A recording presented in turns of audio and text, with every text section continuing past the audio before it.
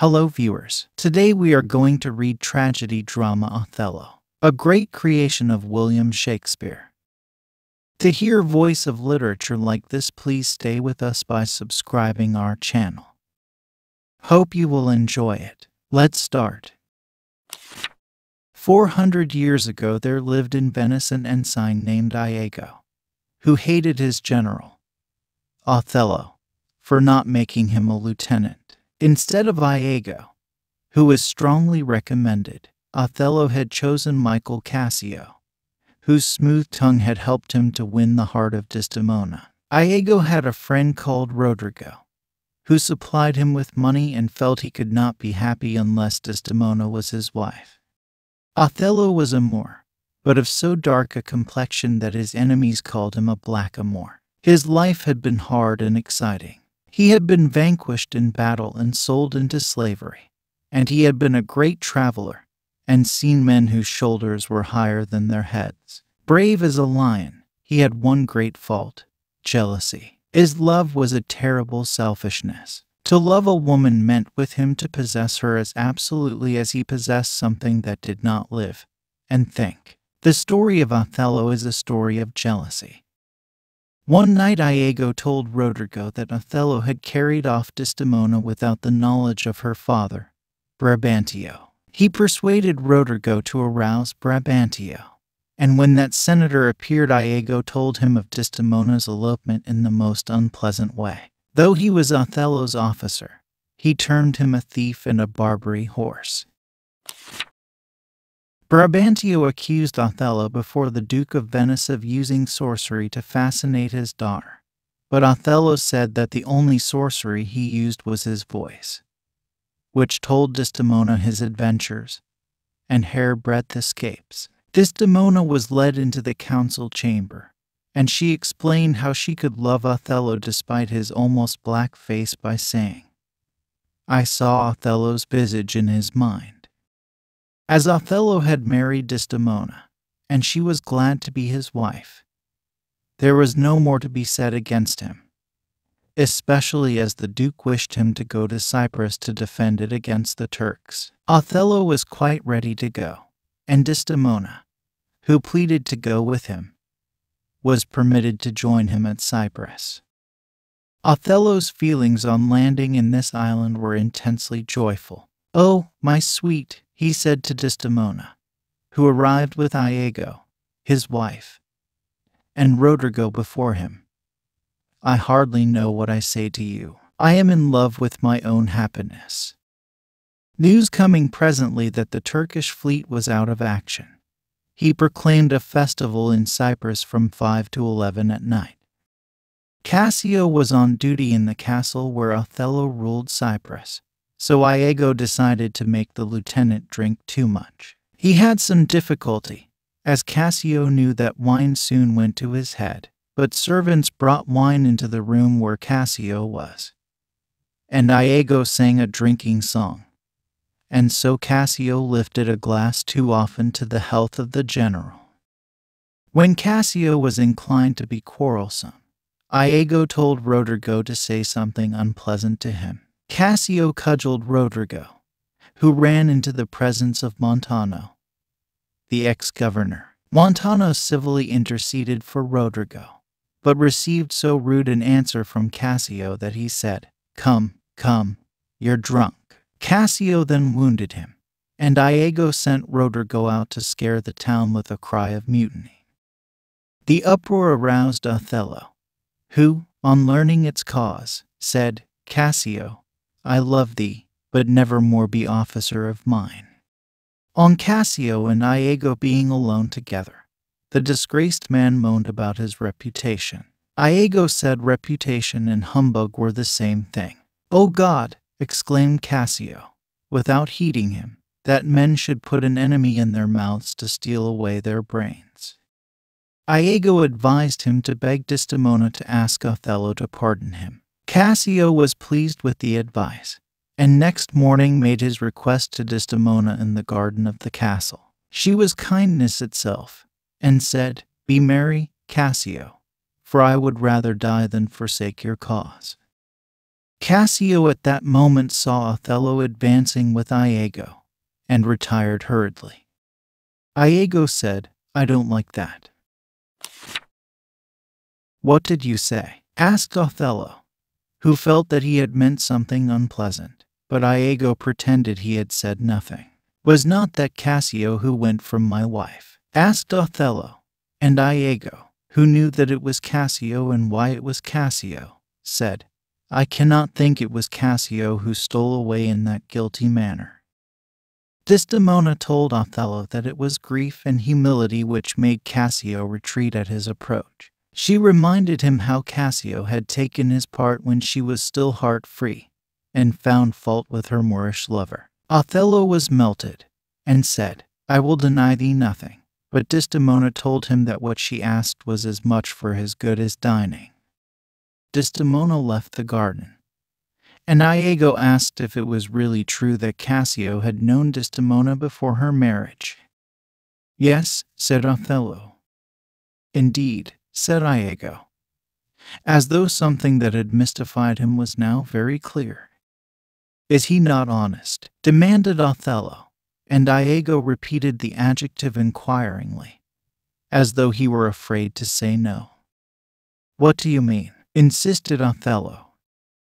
To this Iago would only say the flat opposite of what he said to Cassio. He had told Cassio that reputation was humbug. To Othello he said, "Who steals my purse steals trash, but he who filches from me my good name ruins me."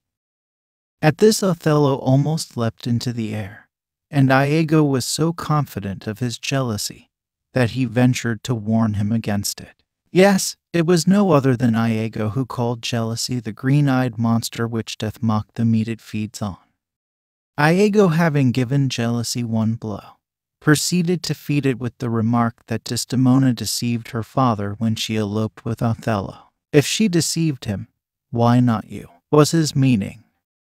Presently Desdemona re-entered to tell Othello that dinner was ready. She saw that he was ill at ease. He explained it by a pain in his forehead. Desdemona then produced a handkerchief, which Othello had given her. A prophetess, 200 years old, had made this handkerchief from the silk of sacred silkworms, dyed it in a liquid prepared from the hearts of maidens, and embroidered it with strawberries. Gentle Desdemona thought of it simply as a cool, soft thing for a throbbing brow.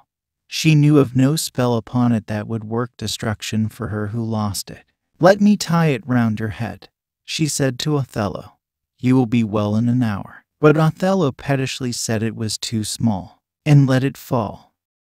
Desdemona and he then went indoors to dinner, and Emilia picked up the handkerchief which Iago had often asked her to steal. She was looking at it when Iago came in. After a few words about it, he snatched it from her and bade her leave him. In the garden he was joined by Othello, who seemed hungry for the worst lies he could offer. He therefore told Othello that he had seen Cassio wipe his mouth with a handkerchief, which, because it was spotted with strawberries, he guessed to be one that Othello had given his wife. The unhappy Moor went mad with fury, and Iago bade the heavens witness that he devoted his hand and heart and brain to Othello's service. "I accept your love," said Othello. "Within 3 days let me hear that Cassio is dead." Iago's next step was to leave Desdemona's handkerchief in Cassio's room. Cassio saw it, and knew it was not his, but he liked the strawberry pattern on it, and he gave it to his sweetheart Bianca and asked her to copy it for him. Iago's next move was to induce Othello, who had been bullying Desdemona about the handkerchief, to play the eavesdropper to a conversation between Cassio and himself. His intention was to talk about Cassio's sweetheart, and allow Othello to suppose that the lady spoken of was Desdemona. "How are you, Lieutenant?" asked Iago when Cassio appeared.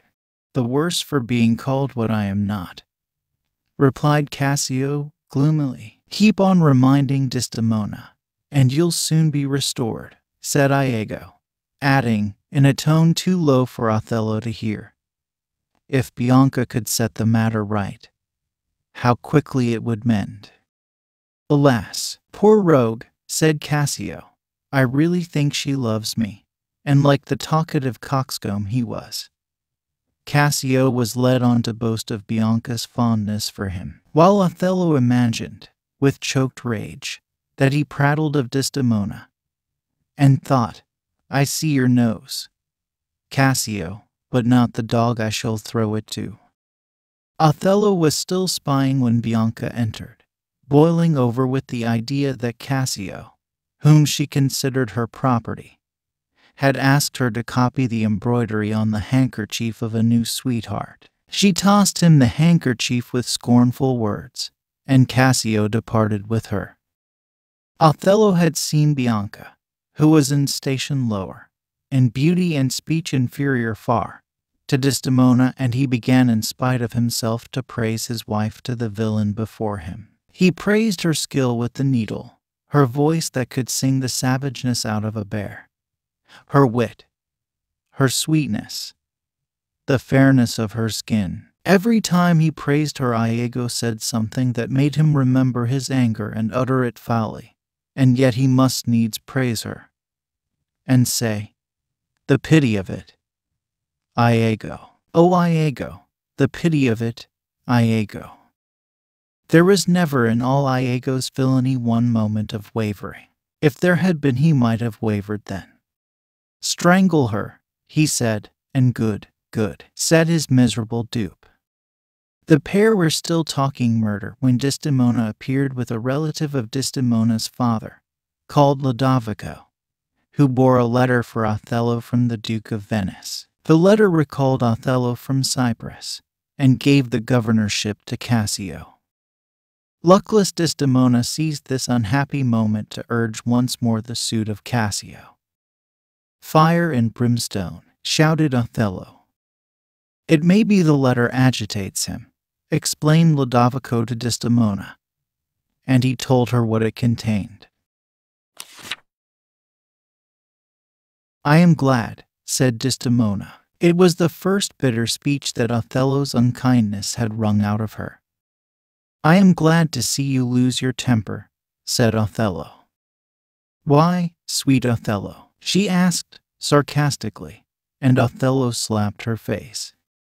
Now was the time for Desdemona to have saved her life by separation, but she knew not her peril, only that her love was wounded to the core. I have not deserved this, she said, and the tears rolled slowly down her face. Lodovico was shocked and disgusted. My lord, he said, this would not be believed in Venice. Make her amends. But, like a madman talking in his nightmare, Othello poured out his foul thought in ugly speech, and roared, out of my sight. I will not stay to offend you, said his wife, but she lingered even in going, and only when he shouted avaunt did she leave her husband and his guests.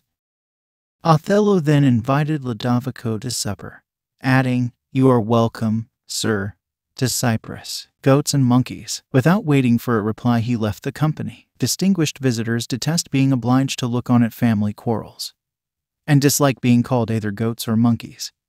And Lodovico asked Iago for an explanation. True to himself, Iago, in a roundabout way, said that Othello was worse than he seemed, and advised them to study his behavior and save him from the discomfort of answering any more questions.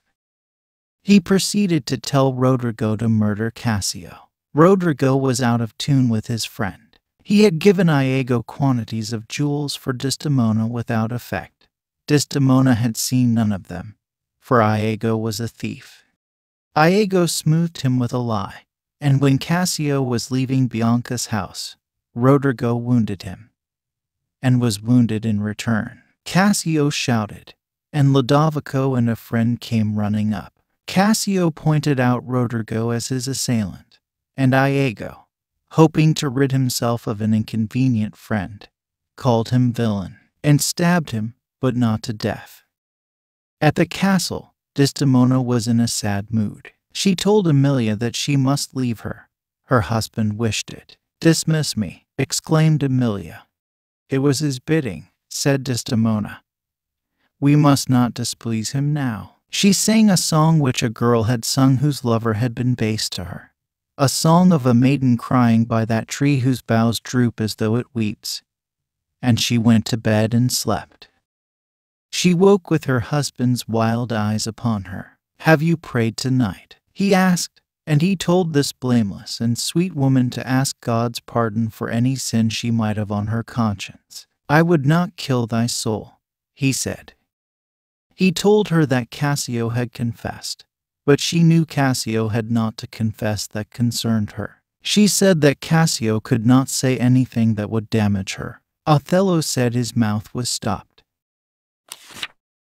Then Desdemona wept, but with violent words. In spite of all her pleading, Othello pressed upon her throat and mortally hurt her. Then with boding heart came Emilia, and besought entrance at the door. And Othello unlocked it. And a voice came from the bed saying, "A guiltless death I die." "Who did it?" cried Emilia, and the voice said, "Nobody, I myself. Farewell." "'Twas I that killed her," said Othello. He poured out his evidence by that sad bed to the people who came running in, Iago among them. But when he spoke of the handkerchief, Emilia told the truth. And Othello knew. "Are there no stones in heaven but thunderbolts?" he exclaimed, and ran at Iago, who gave Emilia her death blow and fled. But they brought him back, and the death that came to him later on was a relief from torture. They would have taken Othello back to Venice to try him there, but he escaped them on his sword. "A word or two before you go," he said to the Venetians in the chamber. "Speak of me as I was, no better, no worse. Say I cast away the pearl of pearls, and wept with these hard eyes, and say that, when in Aleppo years ago I saw a Turk beating a Venetian, I took him by the throat and smote him thus."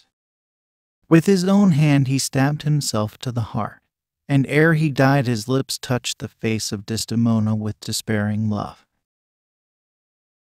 That's all for today. Thanks for watching. If you enjoy it, please like the video and share it with your friends, and don't forget to subscribe. Goodbye.